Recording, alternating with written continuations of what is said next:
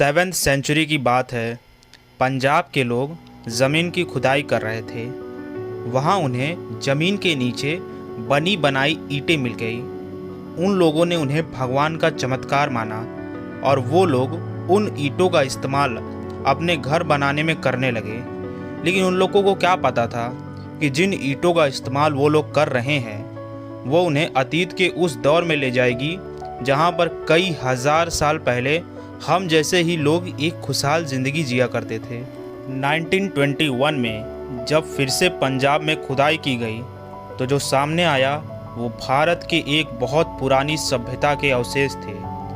अब तक हमने सिर्फ कहानियों में सुना था कि भारत का इतिहास बहुत पुराना है, लेकिन ये पहली बार था जब हमें इसके सबूत मिल रहे थे। इस खोज ने हमें इजिप्ट और मेसोपोटामिया की सभ्यता के आगे लाकर खड़ा कर दिया।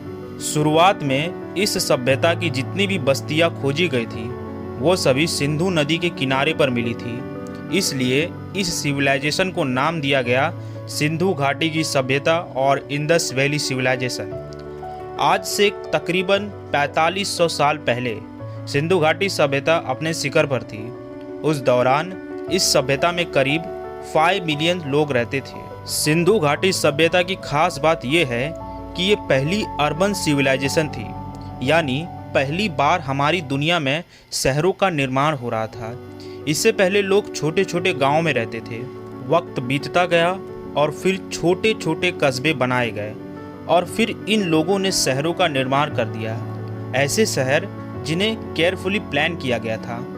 इन शहरों के मकान पकी हुई ईंटों से बने हुए थे।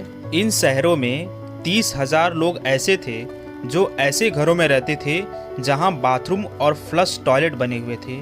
क्या आप इमेजिन कर सकते हैं, आज से 4500 साल पहले इतनी आधुनिक चीज़ें वजूद में आ गई थी। सिंधु घाटी सभ्यता के जो घर थे उन घरों के आकार में काफ़ी फ़र्क था। इससे ये पता चलता है कि जो अमीर लोग थे वो बड़े घरों में रहते थे और समाज के गरीब लोग छोटे घरों में रहते थे। घरों के गंदे पानी को निकालने के लिए नालियाँ बनी हुई थी। ये नालियाँ गली के मेन नाली से जाकर मिलती थी। इससे आप ये अंदाज़ा लगा सकते हैं कि उस ज़माने में भी सभी लोगों को सफाई वगैरह की अच्छी समझ थी। जाहिर सी बात है कि हज़ारों साल पहले इन लोगों ने अपने आप को काफ़ी विकसित कर लिया था और ये लोग एक बेहतर ज़िंदगी जीना सीख चुके थे। सिंधु घाटी सभ्यता के जो 2 सबसे बड़े घर थे वो थे हड़प्पा और मोहनजोदारो। इस सभ्यता में जो गांव के लोग होते थे वो पशुपालन और खेती बाड़ी करते थे और शहर में रहने वाले लोगों से और दूसरे देशों से व्यापार तक करते थे। इन लोगों के समाज में कई तरह के पेशेवर लोग रहते थे, जैसे सोनार, मिट्टी के बर्तन बनाने वाले, लकड़ी का काम करने वाले लोग, कारीगर और ईंटें बनाने वाले पेशेवर लोग। सिंधु घाटी सभ्यता में खुदाई के दौरान औरतों की मूर्तियाँ भारी मात्रा में मिली है। ऐसा हो सकता है कि इन लोगों के समाज में औरतों की दशा काफ़ी अच्छी थी और ये लोग औरतों की काफ़ी इज्जत करते थे। ये माना जाता है कि सिंधु घाटी के लोग काफ़ी धार्मिक थे। ये लोग मातृ देवी की पूजा करते थे और मूर्ति पूजा भी करते थे, लेकिन टेम्पल जैसा कोई बड़ा स्ट्रक्चर खुदाई के दौरान वहाँ नहीं मिला है। हिस्टोरियंस मानते हैं कि ये लोग मंदिरों में नहीं बल्कि खेती वगैरह में अपनी पूजा करते थे। ये लोग आग की पूजा और पेड़ की पूजा करते थे और ये लोग पानी को भी काफ़ी पवित्र मानते थे। यानी एक तरह से कहा जाए तो ये लोग मूर्ति पूजा के अलावा प्राकृतिक चीज़ों की भी पूजा करते थे, जैसे आग, पानी, पेड़ पौधों, पशु और सूरज आदि। सिंधु घाटी सभ्यता के लोग की जो धार्मिक मान्यता थी उसका तो एक बहुत बड़ा हिस्सा तो आज भी हमारे समाज में मौजूद है। जो प्रथाएं उन लोगों में मौजूद थी वही आज भी हमारे समाज में मौजूद है। वैसे तो सिंधु घाटी सभ्यता के दौर के गुजरे 4000 साल से भी ज़्यादा का वक्त गुजर चुका है, लेकिन तब से लेकर आज तक निरंतर की ऐसी लहर चली आ रही है जो आज भी हमें हमारी उसी 1000 साल पुराने इतिहास से जोड़ती है।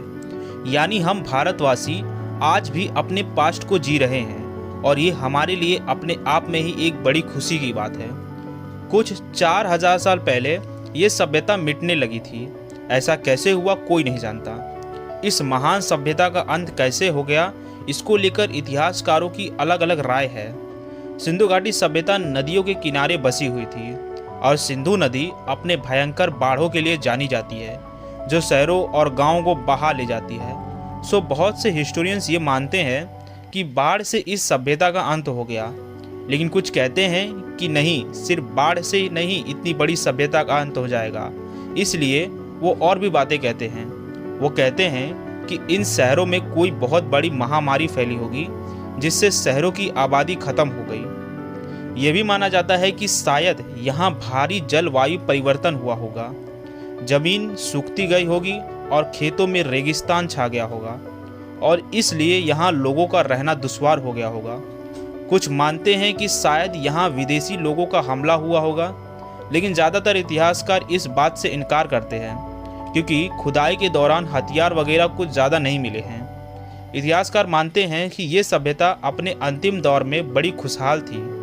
तो फिर ऐसे में कैसे ये सभ्यता खत्म हो गई? कुछ लोग तो कहते हैं कि इस सभ्यता का अंत अचानक कुछ ऐसी घटना से हो गया जिसका इतिहास में कोई व्याख्या नहीं मिलता है। ऐसा लगता है कि मानो ये सभ्यता किसी एक वजह से नहीं खत्म हुई होगी।